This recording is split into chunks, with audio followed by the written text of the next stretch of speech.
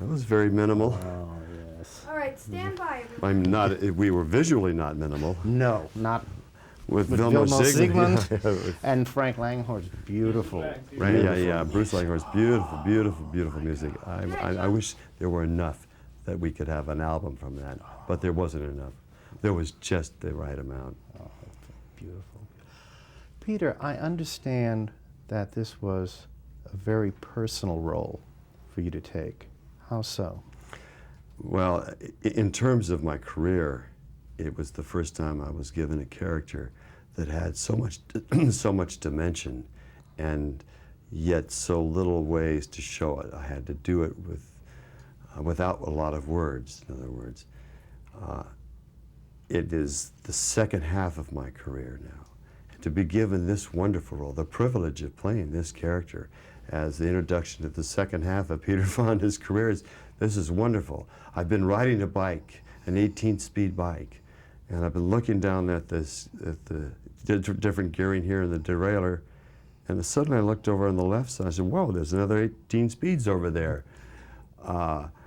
Let's try them out, and it's been fabulous. I've been having this wonderful moment, which is not culminating with Ulee's Gold, hopefully, but is certainly being boosted up tremendously by Ulee's Gold. But that's Victor Nunez and his writing and his directing and his editing and his camera work. Truly an auteur, which most people would say, oh, here comes the big ego. And I know you've talked with Victor. There's this warm-hearted, aw shucks kind of a guy, but who's very smart. He knows what he's talking about. The aw shucks part isn't a dodge. He really lives a very private little life, you know, and then suddenly he's thrust out into this mess. Then he comes back. I like Victor very much. How much of this performance would you consider a homage to your father? Well, I know I had said that this part could be my Tom Joad, even though somebody said that was Easy Rider. Well, then it could be my Norman Thayer Jr.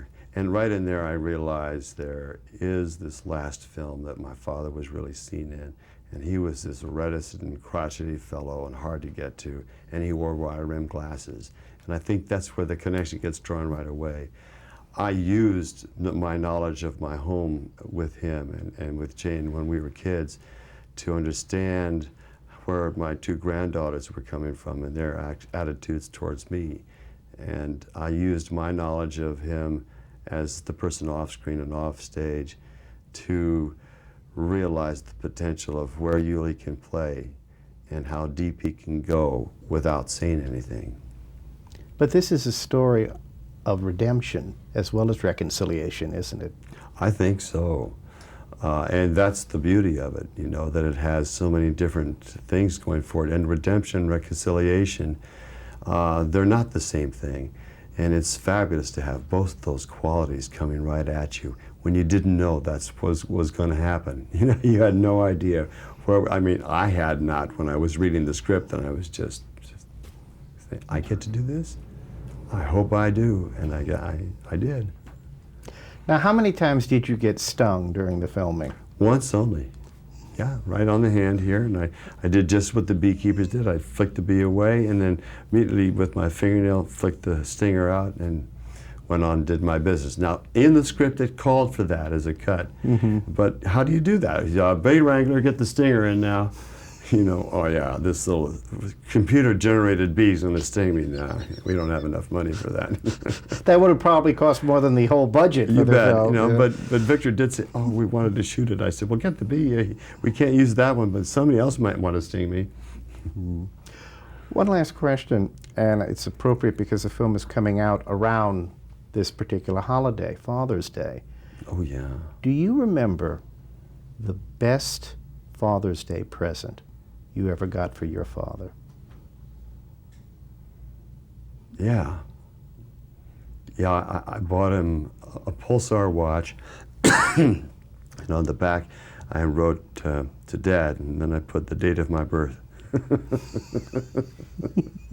There you go. The next year, I did it on my birthday.